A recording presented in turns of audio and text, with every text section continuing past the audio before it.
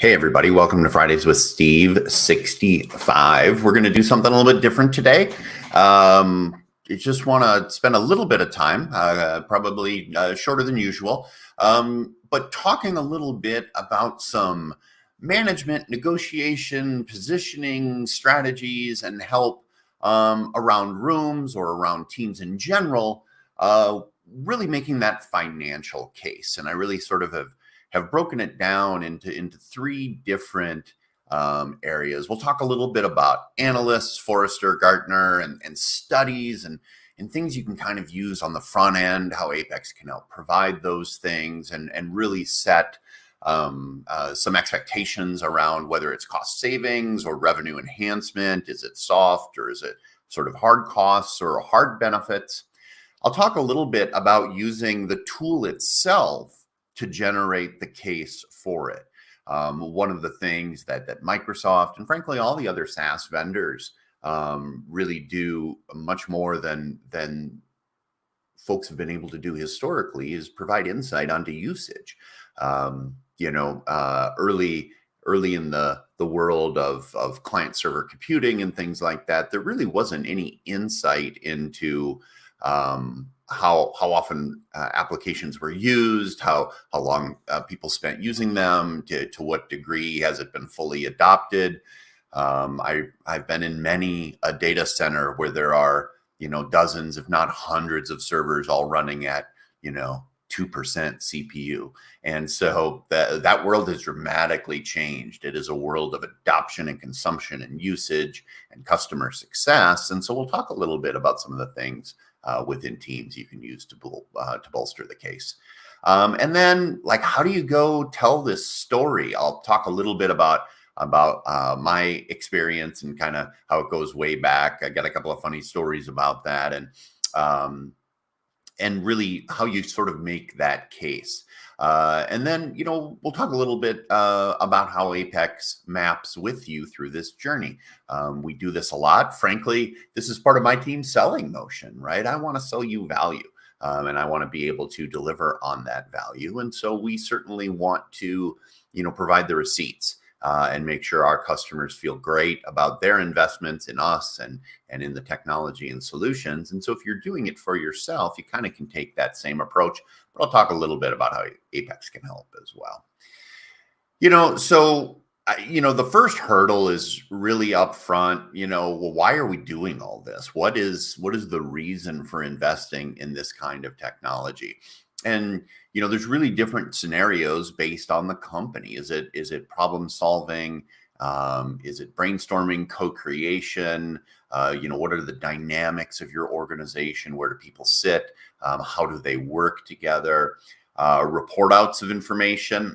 Most report outs, most meetings, really, basically all of them now have a digital component, right? Whether it's a slide deck, whether it's an Excel spreadsheet, whether it is a document for review, basically every meeting has digital assets with it. I am born of a time where meetings were the team in a room, maybe with a whiteboard, taking notes in a notebook or on a laptop. And so, every time you're sharing information, there's basically a digital component. So the question becomes, well, how do you want to best accomplish that? Are they approval kinds of scenarios where there is, a decision to be made, and how do the digital tools and the investments you're making support that? And then the last one kind of goes back to the original premise, which is, connecting emotionally, driving morale within a team, cohesiveness, all of those kinds of things. Even in this digital world, we subscribe to EOS, or the entrepreneurial operating system, and use a tool called 90.io. And it's interesting in that it's a digital tool for helping organize and really run an effective meeting. But it starts out with a segue and a check-in. I'm sure many of you are familiar with, checking in, checking out in meetings. Some make it more formal or less formal. But it's interesting that even in the digital world, there's still that focus on connecting emotionally. So really, making sure everybody understands, kind of the company why of making these investments, how you best collaborate, and what they're going to support. So the first tool is really on the front end. It's things like Forrester, Gartner, Microsoft smartly goes out and commissions reports, and they, not surprisingly, show a financial case for making these investments. Usually a combination of hard and soft costs or revenue enhancements that can really help drive the conversation. I think they're super useful. I think there's a couple of things to be aware of, though. One is they usually paint the rosiest possible picture, and I think we can all understand why. It's sort of like asking your barber if you need a haircut. Asking Microsoft if Teams is a good solution for you. There's going to be some vested interest in that, and while these are independent organizations. If for some reason Microsoft launched a solution, Forrester did the report, and it was like, oh my God, don't invest in this. This is awful. I can't believe they did it. It's Microsoft Bob. And, that report probably, isn't well publicized. And so sure, they have a point of view, but that still makes them usable. They also really demonstrate best cases. They show the sort of the upper boundary of what we're talking about, payback in less than 6 months, net present value in the cajillions of dollars. But what I always recommend is that's a best case, sure. But what if the worst case is your return is 12 months or 18 months? Isn't that still satisfactory within your organization? Another thing to think about is there's a human bias around change and around momentum and inertia. And what I mean by that is oftentimes we will make a new solution or a change in the organization demonstrate value in a way that we don't really hold ourselves accountable for the stuff we're already doing.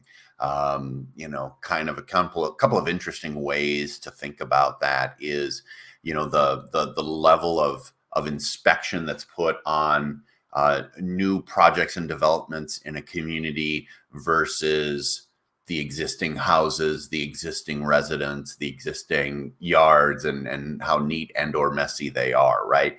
I volunteer as an appointed planning commissioner here in my relatively small-ish town in Minnesota, and that's one of the things that I've actually been driving on the planning commission is that we get a new development. We talk about rainwater and stormwater handling and nitrates and trees for screening, and do they need to be 8 feet tall or 12 feet tall? And then we've got existing residences that have 37 cars parked in a yard and are very junky. It's a natural human tendency. When there's a change, there's a level of inspection.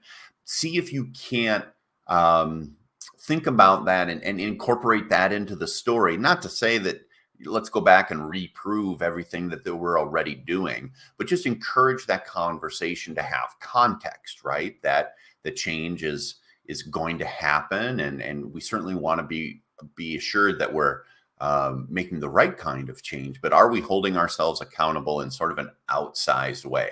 I just think it's kind of an interesting way to position the level of scrutiny that's put on a change.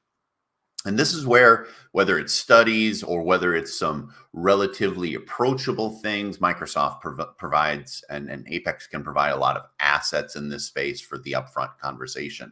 Again, big numbers. I think one of the challenges I know for the customers we usually talk to in that, mid-market kind of space is, sometimes the millions of dollars in savings is greater than the whole IT budget in your organization. And so making these, resonate when they are studies of, Cargill and Walmart and, ExxonMobil, and you're a mid-market manufacturer in Indiana, And so, one of the caveats with trying to use some of these studies to prove out your financial case is understand how your organization likes to make decisions. It's interesting. I've talked to a lot of customers in this space.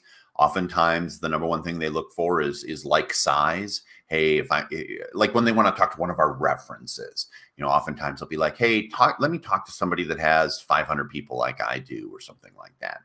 The other vector that seems to happen a lot is industry. I find it very interesting that we will have, say, a customer in vision care that might have 50 outlets, is interested in, well, what does Target do in this space, or what does Kroger do in this space, right? They actually feel more of a kinship towards like the retail vertical, even though those other companies sort of swamp the boat when it comes to size and revenue. And so there's lots of these kinds of tools. Hopefully this isn't, your experience as an IT leader. This isn't your first experience having to do something like this with the board. If it is a board or a leadership committee, if it is, probably do some homework around, what is it they're looking for in a case? Is it ROI? Is it TCO? Is it, total economic impact, TEI? Do they like to compare themselves to other companies in the industry, or locally to just customers of the same size because they're on boards together, or, a CEO group, local to, Bloomington, Indiana, or whatever it might be. And so sort of knowing the landscape when trying to use these tools up front is super, super critical. This is probably pre-installation, pre-adoption. Oftentimes there are gateways just around getting the licensing in place and things like that. Make sure you're transparent with the investment costs. I know in the early days of Teams, I would talk to customers who would, turn it on for everybody and then be like, well, now what? Nobody's using it, right? Incorporate adoption costs, consultancy, or project costs with a partner like Apex Digital, all into that mix. It isn't just a licensing discussion. Quick preview, speaking of licensing discussions, I would think many of you have seen the news around Teams being unbundled, debundled. I'm not sure what the right terminology is, from the 365 SKUs. It's already happened in Europe, and now it's going to be happening globally. We actually are going to deliver an educational webinar and kind of Q&A session to the market real soon. Watch for invites and watch for that on social. I think this is a great opportunity for us to invest in the community and educate, as it's a big deal change, right? Big deal impact. That depends, right? That depends on what you're using, how you're using it, and things like that. So watch for that coming soon. So the second thing you can do is, whether you're in a pilot mode or a proof of concept mode, maybe you're in relatively full adoption, but need to, look for, permanency in the budget going forward, whatever that case is. Teams has tools built in specifically to take a look at all these usage analytics and be able to make your case or understand where your organization needs to get better, and really show the value. I'm sure many of you have noticed that with Teams and with even my tool here, StreamYard, it's always looking for feedback. Hey, how did that call go? Give me a happy face, give us some feedback. And then combining that with the usage analytics can be a powerful, powerful tool to say, hey, this is really worthwhile. This is where people are spending their time. Conversely, it can also be a tool for you to understand where there are gaps, right? Where do I need to invest more in education? Where do I need to invest more in adoption? Where are we having challenges? Especially in the rooms scenario, it is critically important to understand how rooms are being used, but also, are there technical challenges? we deal with a lot. I'll talk about our managed services here in a little bit, because rooms are just, they're predisposed to a lot of monkey business, right?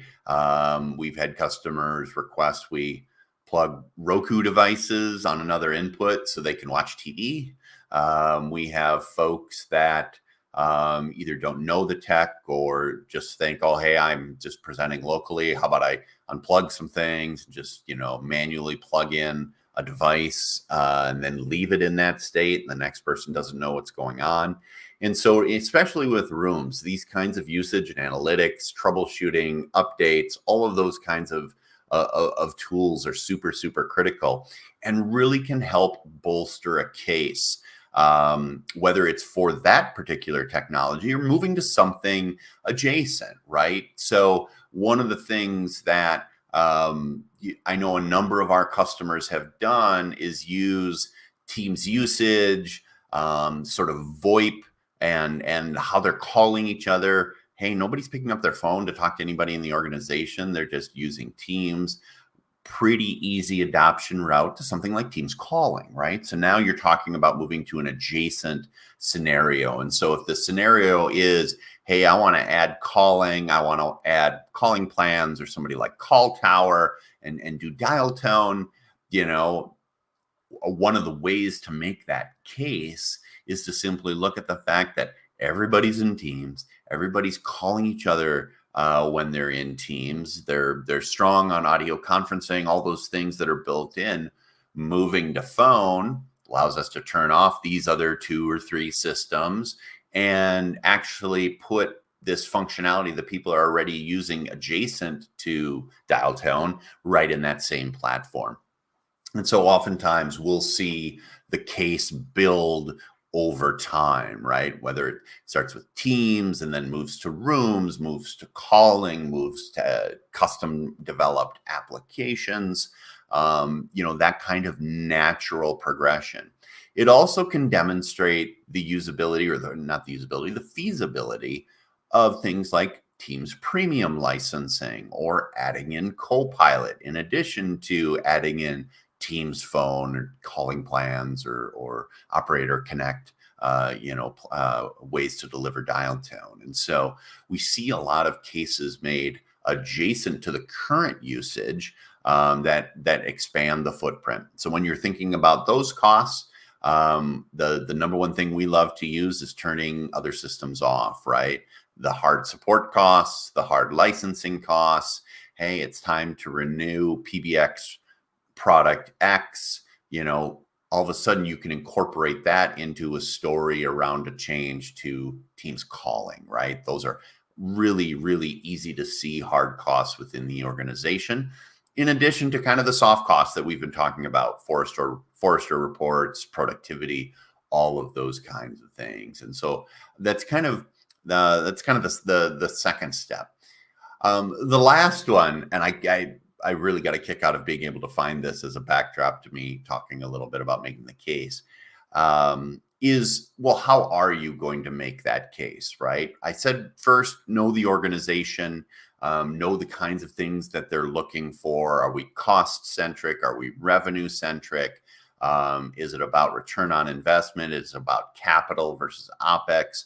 Really work to understand the landscape of decision-making, right? If you go in and make a great case for saving money, but the company's and the board is in growth mode and really like, hey, we're going to sacrifice some margin so we can grow that top end revenue because we've got a plan to sell in the next 2 years. And we really think this is going to help our multiplier in the market when it comes to selling the organization, right? Make sure you know that. And then, all of us in this space are, typically kind of binary math, if then else kinds of thinkers. And laying out a case that way can be super, super helpful and super strategic.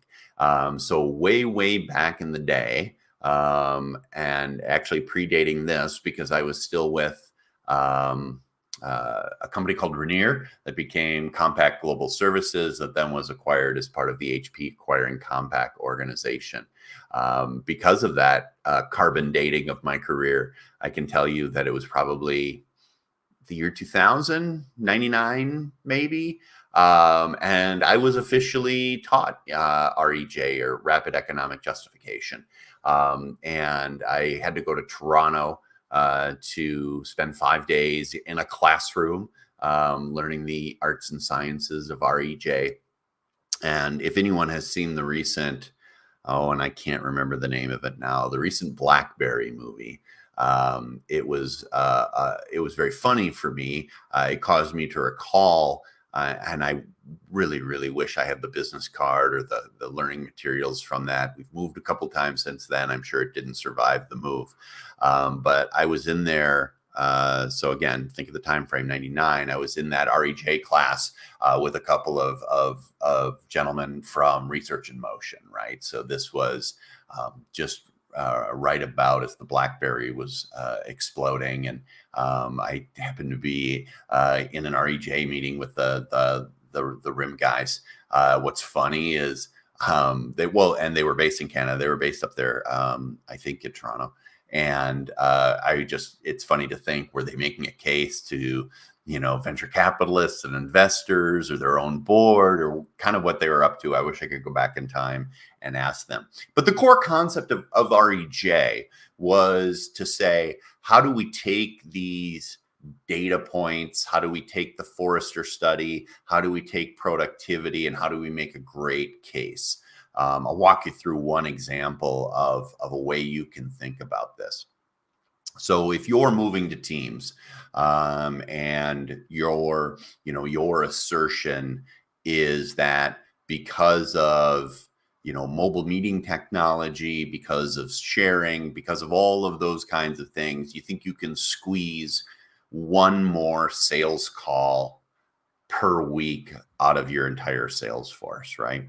So the REJ methodology was like, all right, so that's our premise. And you get everyone in the room going, yeah, I can see that from what I've seen in Teams. I can see our sales team, our individuals on the sales team making one extra call or visit or presentation or on a customer each and every week. And then so you're like, awesome, you're bought in on that. All right, well, you agree we have 50 salespeople. Yep. All right. And you agree that there's 50 weeks in a year. They're going to take a couple of weeks off, right? All right. So now we're saying there's 2,500 extra sales meetings. Well, our CRM data says that it takes 5 customer meetings to close. All right. So that's 500 extra close opportunities. And you also agree that our close rate is 50%. Right. All right. So now we're saying that that's 250 extra deals, and our average deal size, I'm trying to keep the math simple, bear with me. Our average deal size is $10,000. Yeah, that is our average deal size. All right. So we just walked a sort of a causal chain that said you're going to get 250 more deals at $10,000 per deal. Right? That sounds like $2.5 million. And that is what going to Teams is going to add to the top line revenue in a year.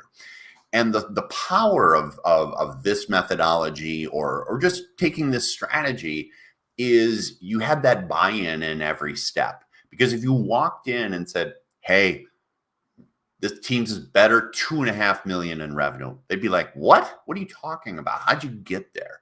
And then when you backtrack and lay it out, you're sort of more subject to challenges. The beauty of a process like this is that they nodded their head at every point, right? The board said, yeah, I could buy that. I think we can squeeze one more sales call a week out of these people. And then everything else fell into place. They nodded their head the whole time. And guess what? Then you had full buy-in in that last number. That's one strategy I've used a lot, showing our work, but also showing our work in a way where everybody agrees with each step. It's very clear, all of those kinds of things. I use this hands-on with a grocery wholesaler distributor based here in Minnesota. And using REJ, it was a proof, and again, proving how old I am, for them to go to Windows 2000, right? It was, hey, there's a couple of features in Windows 2000. Do you agree that that feature would make this kind of subtle difference in your business? Oh, yeah, that makes sense. But then when you walk the audience through the scale of the business, the value of each one of these discrete steps, you ended up with a number that really painted a picture that frankly dwarfed the money that my partner at the organization wanted to go get for the project to roll out Windows 2000 to the organization. So that's just one example of how to kind of attack that strategy, be well prepared, have the answers, show your work and have the proof. And lastly, to reiterate, make sure you're speaking the right language. Understand what it is that motivates your organization at that high level executive board decision making. So a couple of ways we can help here at Apex. On the front end, we've got our Kickstart for Teams Rooms, a pilot program where if you qualify, you will get you a free Teams room for deploying at least 2 or more, right? So at a bare minimum or maximum, depending on whether you're in my seat or your seat, it's 2 rooms for the price of 1.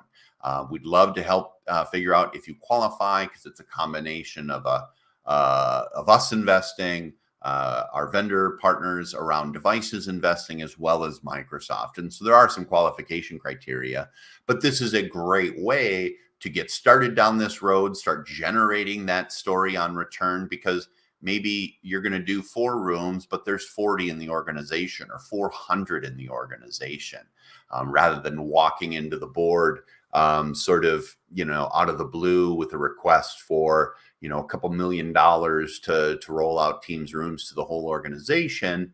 Maybe we start with a pilot that looks like this to generate that data, to generate that value proposition that you can go sell.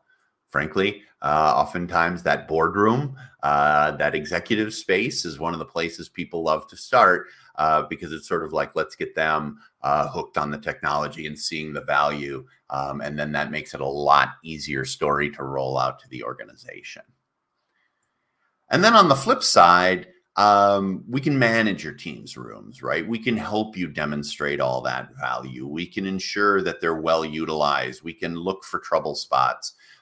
We can really augment your team in making sure that these rooms are well adopted, well used, and really deliver the value that you're targeting. And so, reach out to my team to discuss this. I think long term, I can see even rooms as a service as something that our customers and us grow into, where we simply say, hey, it is your room hosted by Apex, and we'll take care of everything from inception to completion, and then management going forward. That moves it fully into that OpEx world, because right now it's a bit of a hybrid, right? You're buying devices. For some of our customers, if they're moving into a laptop as a service or desktop as a service kind of world, we want to match that in the meeting room space, but at least start with the managed piece. And my team certainly has a lot of information about that, should you be interested. We're really passionate in this space. Teams Rooms is where we're really making our name and really differentiating ourselves from the competition. 25-year celebration this year. We've been around for our customers for a long time, and plan on doing that long into the future, probably long after I'm gone. And so I'd really encourage you to reach out and see if a partnership between Apex and your organization is a fit. So reach out to sales. If you are an existing customer, reach out to your account executive if you have questions about the pilot program, or managed services, or frankly, if we can help you with your case to the board. Visit our website. or reach out to me directly, as Tom said, at apexdigital.com. And if you do visit the website, be sure you check out apexdigital.com, WAC Pilot, where you can find information and check eligibility around qualifying for our Teams Room offer. So again, I do this every week. I say, hey, I think I'm going to go short. You're going to get, 11 minutes back from the 30 minutes you set aside for watching this. Turns out, just like a great DJ, I'm nailing the post and sticking the landing right on our planned time together. So thanks for joining us. Thanks for your attention. Thanks for being a customer of Apex Digital Solutions, and we'll see you next time.